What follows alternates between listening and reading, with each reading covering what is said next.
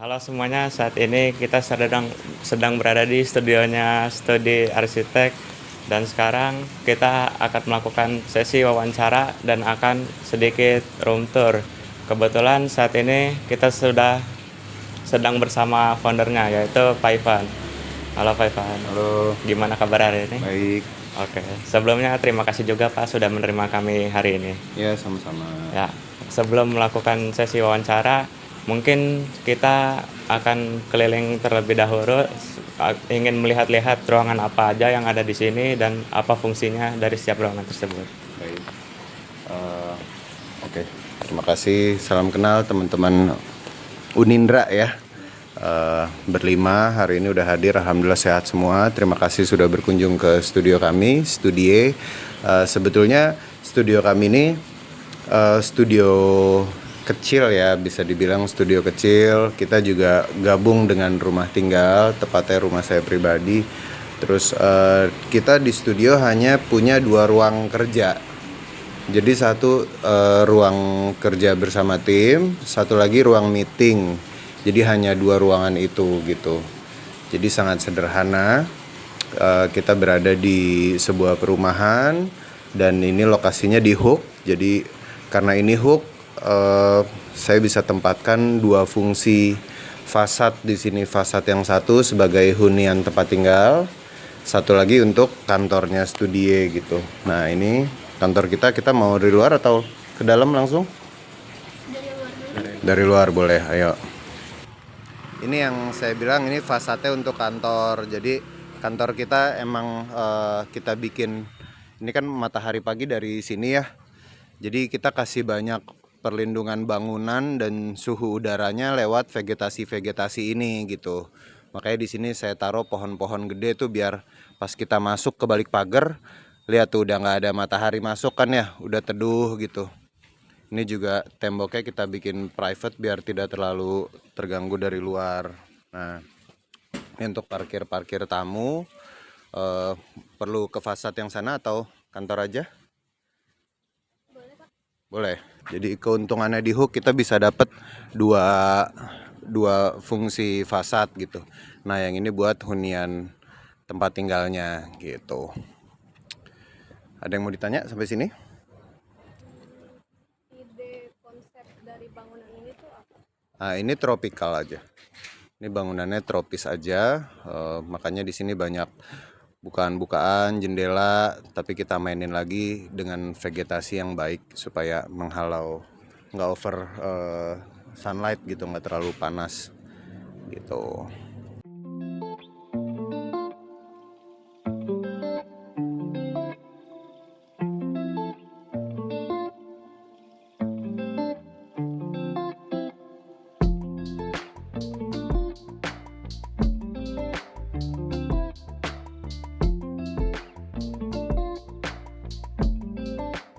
Ya, ini ruang penerima atau penerus juga dari ruang interiornya. Jadi di sini buat kita makan-makan, duduk-duduk, bincang-bincang. Yang ngerokok juga boleh di sini gitu ya. Dan balik lagi, kita hanya ada 2 ruangan, studio kerja dan ruang meeting. Mungkin saya kasih lihat ruang meetingnya dulu. Cuma maaf nih agak berantakan. Lagi ada kiriman kayu-kayu bengkirai, silakan. Nah, silakan masuk. Jadi saya pakai pintu pivot. Pivotnya posisinya di tengah. Nah, jadi ini bisa diputar-putar gitu ya. Silakan masuk. Nah, ini ruang meeting kita kecil aja karena skala project-project kita rata-rata rumah tinggal. Jadi klien yang datang ya paling cuma suami istri atau bawa anak atau kontraktor gitu. Kita tidak terlalu membutuhkan ruang meeting yang terlalu besar. Karena kalau meeting dengan tim juga kita langsung di studio gitu. Ya silakan masuk. Ini studio kita. Ya perkenalkan semua nih tim saya. Ada satu yang belum datang itu kepala geng, emang kesiangan terus. Nah ini teman-teman ini dari Unindra. Ya ini ruang kerja paling maksimal hanya bisa mencapai sekitar 12 orang gitu. Ini ruang kita bekerja, belajar bareng, diskusi juga langsung di sini. Dan itu aja sebetulnya. Jadi ruang kerja kita hanya 2 ruangan gitu. Nah, area sini sebetulnya sudah masuk ke area rumah tinggal. Mungkin kalau yang di sini boleh di shot dari arah sini aja ya. Sini. Nah, jadi ini udah area rumah tinggal di luar bagian dari kantor. Dan ini untuk dapur bersama ya, dapur rumah dan dapur kantor. Anak-anak kantor juga kalau masak di sini gitu. Nah, ini toilet kantor, bisa lihat ke dalam.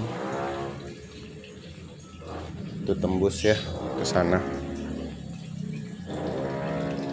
Gitu. Hah? Ini 2 lantai. Kalau yang atas itu udah area private, kamar-kamar aja. Nah, ini juga yang hunian di bawah hanya living, dining, dapur bersih gitu, pantry gitu.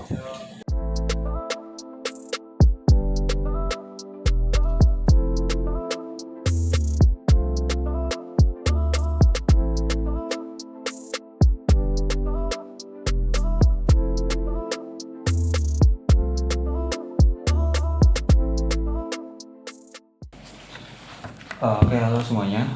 Sebelumnya tadi kita udah diajak berkeliling studio, melihat suasana kerja di studio ini seperti apa.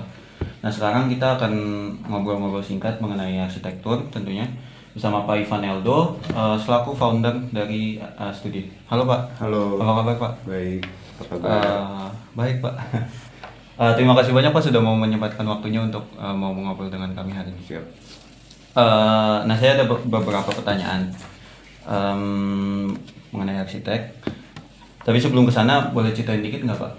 Mungkin dari masa kuliah kali ya. Dari masa kuliah sampai akhirnya mendirikan studio ini, kalau boleh tahu ceritanya seperti apa? Kalau dari masa kuliah mungkin saya sama seperti kalian menjalankan kuliah, mengikuti proses pendidikan arsitektur dari level ke level, artinya dari semester 1 sampai lulus. Setelah lulus itu saya tidak langsung mendirikan kantor, jarang yang bisa seperti itu gitu. Kita harus tetap belajar dulu sama yang lebih senior, baik itu ikut di perusahaan arsitektur lain ataupun kerja di sebuah perusahaan yang corporate, apapun itu. Kebetulan saya menjalani dua-duanya gitu. Nah, sampai akhirnya setelah 7 tahun saya bekerja, baru saya memutuskan dan ada peluangnya untuk mendirikan kantor sendiri yang saya kasih nama Studie gitu. Oh, berarti lulus itu sebelumnya ngapain dulu Pak? Kerja dulu. Kerja dulu ya? Kerja dulu. Saya kalau bicara lebih spesifik, saya kerjanya serabutan dulu. Tidak hanya kerja di kantor arsitek, saya juga cari uang di musik gitu. Saya main musik di acara wedding, di restoran gitu. Itu juga berlangsung lumayan lama gitu. Sampai akhirnya saya memutuskan pindah kerja ke sebuah corporate, perusahaan developer. Itu lumayan lama, 3 tahun, sekitar 3 tahun di situ. Banyak belajar mengenai bagaimana mengelola sebuah gedung ya, terutama pusat perbelanjaan. Setelah itu baru saya belajar untuk berusaha sendiri sampai sekarang. Berarti studio sendiri itu berdiri tahun berapa Pak? Sebetulnya ini sudah startnya itu dari 2017. Oh. Cuma official saya kasih nama tuh 2019. Oh, jadi sudah mendirikan studio, cuman belum dikasih nama gitu? Iya, Belum jadi dikasih dulu namanya ya masih nama saya pribadi lah gitu. Oke. Nah tadi sempat saya mention dikit nih Pak, katanya kan Bapak sempat nyari duit di musik ya. Nah itu kan berarti setelah lulus ya Pak ya? Kalau itu dari pas kuliah. Oh pas kuliah. Dari pas kuliah. Berarti kalau setelah lulus itu nggak langsung fokus ke arsitektur? Enggak, saya karena kebetulan mahasiswa kalian, saya sebetulnya mahasiswa yang tidak patut dicontoh ya. Jadi saya dulu kuliah hanya formalitas gitu, dan saya milih arsitek juga bukan karena pengen jadi arsitek, karena saya cuma suka gambar sama matematik gitu. Jadi saya pas milih jurusan, apa yang kira-kira ada dua pelajaran itu dan kayaknya ada di arsitek gitu. Jadi tujuan utama saya dulu emang saya gemar sekali, hobi sekali musik. Jadi dari kuliah saya udah main musik, udah berpenghasilan dari musik. Pas lulus pun saya tujuannya tadi fokusnya ke musik. Jadi kerja kantoran tujuannya hanya untuk nambah-nambah pemasukan bulanan gitu. Tadi sebelum jadi arsitek Bapak kan fokus ke band dulu ya. Yang memutuskan Bapak untuk apa ya, titik balik Bapak akhirnya kayaknya fokus aja nih ke arsitek, terus ninggalin aja dunia band itu. Nah, saat itu memang saya ibaratnya di persimpangan jalan ya. Ternyata secara waktu dan secara kebutuhan kita harus memilih gitu. Waktunya mau difokuskan kemana, apalagi saya udah mau berkeluarga saat itu. Jadi kayak nggak bisa dijalanin semuanya. Dan saya lihat potensinya mana yang kira-kira lebih peluangnya lebih baik. Jadi saya memutuskan untuk jenjang karir panjangnya tetap di arsitektur. Nah, dari cerita pengalaman Bapak nih tadi, pelajaran terbesar yang paling membentuk Bapak sebagai seorang arsitek itu apa, Pak? Jangan pernah minder. Itu sih. Saya balik lagi bukan tipe mahasiswa yang mengikuti perkuliahan dengan baik. Jadi ketika saya bekerja secara profesional, awalnya saya lebih memikirkan peluang untuk bertahan hidup gitu. Jadi apa yang ada di depan mata, menurut saya sih hajar aja, kejar aja gitu, nggak usah peduli desain kamu belum sebagus temen-temen, kamu tidak punya karya yang bisa dijual kayak teman-teman yang lebih dulu mulai aja gitu. Jadi kalau mau jadi arsitek, yang utama adalah kalian harus pandai bergaul dan harus bisa menciptakan peluang. Karena kalau desain kalian bagus, cuma kalian nggak bisa mencari project, itu sama aja. Kalian mau apa yang mau dihasilkan gitu. Betul. Karya yang baik kan karena projectnya bisa terrealisasi kan gitu. Jadi itu sih menurut saya pesannya, jangan minder, cuek aja, berkarya aja, dan jangan malu untuk mempromosikan diri. Oke, tadi setelah tadi Bapak cerita pengalaman yang mulai dari kuliah sampai akhirnya bisa mendirikan studi. Nah mungkin kita geser sedikit kali ya Pak ke alur project nih Pak. Nah kira-kira kalau ada project baru itu biasanya alurnya seperti apa sih? Mulai dari klien datang, terus proses mendesainnya seperti apa, terus baru masuk ke tahapan pembangunan itu juga seperti apa? Nah kalau ini mungkin hampir sama ya, semuanya pada umumnya project datang pasti kita dari klien ke kita adalah lewat diskusi. Jadi kita harus tahu dulu kita tuh arsitek dan kita melayani orang yang mau membuat bangunan buat dia, bukan buat kita. Bangunannya itu buat dia. Jadi yang pertama harus kita pelajari dia maunya apa gitu. Nah setelah kita tahu dia maunya apa, baru kita sebagai dokter ya, dokter dalam artian arsitek melayani calon klien, ya kita yang membantu dia untuk merealisasikan keinginannya dalam hal arsitektur gitu. Nah lalu kita desain sesuai kemauannya yang sudah kita filter dengan ilmu yang kita punya. Jadi bukan berarti klien maunya A, kita harus ngikutin A terus enggak gitu. Jadi yang kita perlu tahu sebetulnya kebutuhannya aja gitu. Tapi bagaimana itu bisa terlihat estetik secara fungsi benar, nah itu tugas kita Nah gitu, jadi sistemnya yang pertama itu. Nah proses berikutnya baru didesain sampai gambar detail oleh kita dan tim. Setelah itu selesai baru masuk proses pembangunan, yang mana itu dibangun oleh pihak kontraktor gitu. Oh jadi beda lagi. Beda lagi. Nah kalau ngeliat prosesnya tadi kan pasti ngelibatin banyak orang nih Pak. Dan tugasnya juga pasti beda-beda. Nah kalau dari studio sendiri pembagian kerja timnya itu seperti apa Pak? Dan software yang digunakan biasanya itu apa aja? Oke, kita tim ada tim arsitek, tim drafter, tim admin, dan tim struktur. Masing-masing bekerja sesuai kebutuhan gambar yang ada di project gitu. Jadi kalau tim drafter tahu fungsinya apa? Drafter tuh biasanya buat gambar.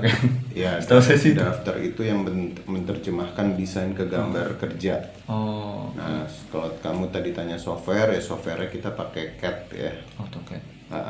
Nah, terus semacam AutoCAD lah, cuma brandnya bukan AutoCAD, Oh, beda. cuma mirip. Kalau untuk 3 dimensinya sampai saat ini kita masih pakai SketchUp. Oh, SketchUp. Untuk renderingnya Pak? Untuk rendering kita, nah ini teman-teman juga mungkin pasti udah mulai belajar. Sekarang kita lagi beralih ke Gemini. Oh, pakai AI berarti. Iya. Oke. Berarti tadi ada drafter, terus juga ada bagian apa itu Pak? Desainer atau ya? arsitek gitu. Ada tim struktur juga. Oke. Nah kalau soal teknis tadi sama alur kerjanya tadi udah cukup kebayang. Nah selanjutnya apa yang pertama kali Bapak lihat atau pertimbangkan sebelum mulai desain? Dan biasanya ide desainnya itu muncul dari mana sih Pak? Yang pertama saya lihat karakter klien. Oh, Gitu. Jadi kalau kliennya bisa diajak kerjasama, artinya project itu akan lebih enjoy jalaninnya. Cuma ketika kliennya dari awal dia merasa hire arsitek untuk mengikuti kemauan dia, itu nggak akan enak gitu. Jadi tapi ada nggak sih klien yang dia maunya A, saklek gitu, nggak mau ketika Bapak ngasih tahu yang mungkin dari budget nggak sesuai sama kemauannya dia. Nah itu ada nggak sih klien yang kayaknya maksa gitu? ada. Iya. Ada.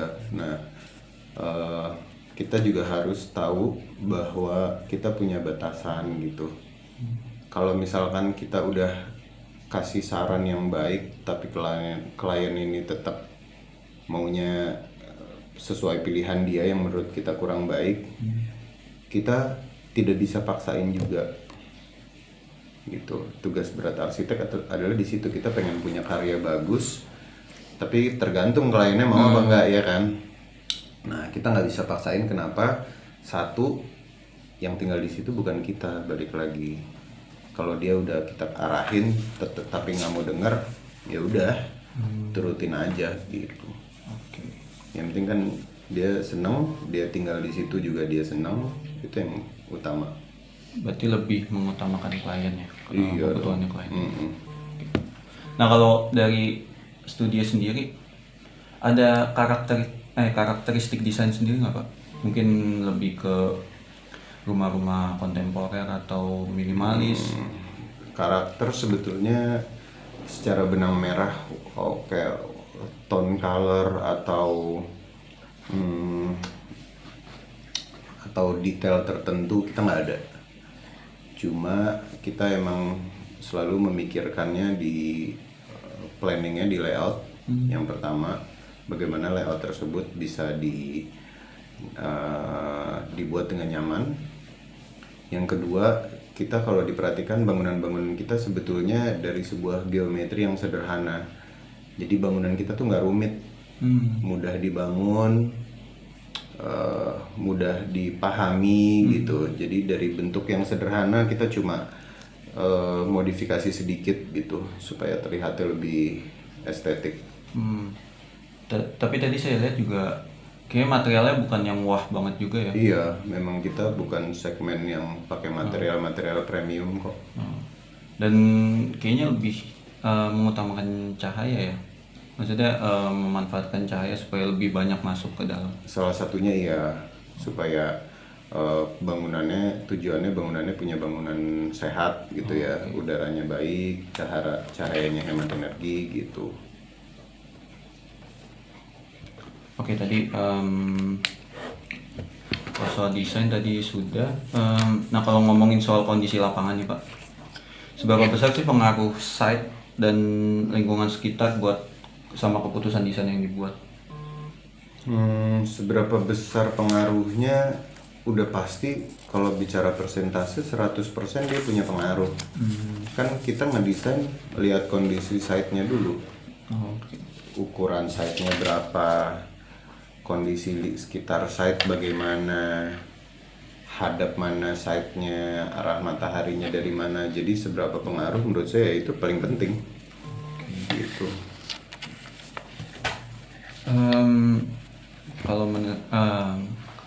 Kalau melihat perjalanan Bapak nih yang udah cukup panjang ya Pak ya, dari mendirikan studio 2017 tadi, terus sampai sekarang 2026 kurang lebih 9 tahun, pasti banyak cerita menarik.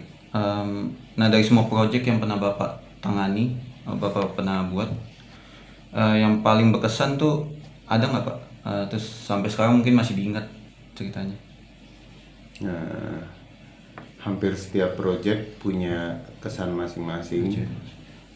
Jadi kalau bicara yang paling berkesan saya agak susah milihnya karena setiap project punya cerita dan kesan yang seru masing-masing gitu. Cuma yang paling menurut saya project tersebut adalah jadi titik balik studio betul-betul booming. Itu namanya DJ House. DJ House itu salah satu rumah yang kita renovasi fasadnya dari tadinya rumah bentuk developer biasa gitu, kita kasih secondary skin pakai bata. Mungkin teman-teman juga tahu kalau lihat bangunannya yang batanya miring gini gitu. Itu sih.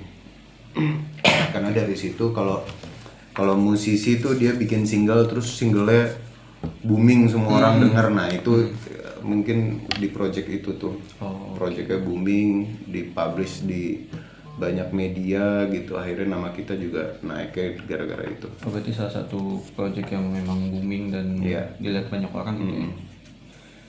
Nah, kalau selama mendesain tantangannya itu apa Pak? Tantangannya EQ ya. EQ itu beda dengan IQ. Kalau IQ kan kecerdasan, kalau EQ emosi gitu. Jadi tantangannya adalah bagaimana kita bisa mengolah emosi terhadap yang kita hadapi gitu, terutama terhadap karakter klien, keinginan klien. Nah itu yang harus kita tetap bisa olah supaya hasilnya tetap baik. Jadi kalau arsitek terlalu baperan juga menurut saya ya akan menjadi sangat segmented ya. Terlalu baperan tuh artinya gampang tersinggung sama klien atau apa gitu ya. Itu nggak bisa tuh, di dunia kerja jangan begitu deh gitu. Nah, kalau untuk cara ngatasinnya itu gimana Pak? Cara ngatasinnya balik lagi ke goalsnya kita aja. Goals kita apa sih, mau jadi arsitek gitu, mau menolong orang atau mau cuma bikin karya kita jadi bisa dilihat banyak orang. Kalau kita cuma jadi arsitek supaya karya kita dilihat banyak orang, nah itu yang akan menjadi ego kita akan terlalu tinggi menurut saya di situ. Tapi kalau kita tujuannya menolong supaya orang tersebut punya rumah yang diimpikan, kayaknya jalaninnya lebih enak. Berarti pelajarannya tadi harus turunin ego juga ya sebagai arsitek? Iya dong. Oke. Nah, pas setelah kita bahas banyak perjalanan nih tadi, perjalanan karir, terus proses desain sampai berbagai pengalaman Bapak selama berpraktik sebagai arsitek, saya ingin nutup dengan 2 pertanyaan terakhir nih Pak. Nah, ini pertanyaannya cukup berkaitan dua-duanya, jadi bisa dijawab barengan aja. Nah, yang pertama, menurut Bapak kemampuan atau skill apa yang paling penting yang mulai dipersiapkan sama mahasiswa arsitektur sekarang? Nah terus yang kedua mungkin ada saran atau advice kali ya Pak untuk mahasiswa arsitektur yang mungkin satu hari nih terinspirasi dari Bapak mau bikin studio juga. Oke. Yang pertama yang paling penting komunikasi. Mungkin ini akan membuat beberapa pengajar atau dosen tidak setuju ya dengan saya gitu. Cuma menurut saya itu yang tidak didapat pas saya kuliah, padahal itu sangat penting. Jadi komunikasi. Kalau kita bicara, oh kok yang paling penting bukan ilmu arsitektur ya, itu udah pasti kita pelajarin soalnya. Oh iya. Ya kan? Semua jurusan mempelajari bidangnya masing-masing. Kamu ngambil IT, kamu belajar komputer. Kamu ngambil mesin, kamu belajar mesin. Jadi itu nggak usah disuruh belajar lagi, emang harus dipelajari. Cuma yang tidak dapat di kampus itu adalah komunikasi. Komunikasi adalah bagaimana kamu bisa menciptakan sebuah peluang, bagaimana kamu bisa mengolah calon klien supaya oke, nama kamu Abid Ya. Oke, saya calon klien. Oke, saya tahu Abid adalah orang yang tepat untuk mendesain rumah saya. Proses menuju saya menentukan kamu adalah orang yang tepat, itu kan harus diolah. Coba kamu punya desain, tapi ini Pak, desainnya kayak gini. Terus nggak dijelasin, tutur bahasanya nggak seperti apa supaya kliennya wah seneng nih, nyaman. Nah itu penting. Menurut saya paling penting satu itu. Kedua adalah bagaimana kita bisa imajinasi kita bisa membaca imajinasi klien gitu. Jadi semua ini tentang dreams gitu. Semua ini tentang mimpi seseorang yang mau membangun bangunan mereka, baik itu rumah, kafe atau apapun. Nah, kita yang harus bisa membaca itu gitu. Nah, balik lagi ujung-ujungnya lewat apa? Lewat komunikasi. Nah, setelah itu nyambung ke pertanyaan kedua, gimana buat teman-teman yang mau membangun studio sendiri ya? Sarannya adalah betul-betul belajar secara teori dasar. Teori dasar tuh tidak harus langsung ke detail-detail yang rumit, bentuk-bentuk bangunan yang rumit, enggak. Cuma teori dasar ngedesain bangunan dulu aja, gitu. Nah, saran kedua, menurut saya ini penting, belajar dari mentor. Artinya, kalau kamu kerja di sebuah studio arsitektur itu lebih baik karena kamu terjun langsung. Kalau kamu nggak mau kerja di studio arsitek, at least kamu punya mentor, salah satu senior arsitek gitu, yang bisa ngasih arahan gitu. Jadi kalau semuanya serba otodidak bisa juga, cuma kamu akan mengalami banyak persoalan dulu. Setidaknya kalau ada mentor, kamu udah tahu masalah-masalah yang akan timbul apa gitu. Jadi di situ. Yang ketiga, bikin studio sendiri itu balik lagi tidak hanya modal desain bagus. Kamu desain bagus tapi kamu nggak ada kerjaan, studio kamu hancur. Kamu mau bayar orang gimana kalau nggak ada kerjaannya, ya kan? Mau kasih gaji tim kamu nggak bisa. Tapi ketika kamu bisa menciptakan kerjaan yang banyak, kamu juga bisa menciptakan lapangan pekerjaan buat tim, dan studio kamu sustain. Walaupun desainnya tidak terlalu superior, desainnya misalnya biasa aja desainnya, tapi kerjaan kamu ada terus.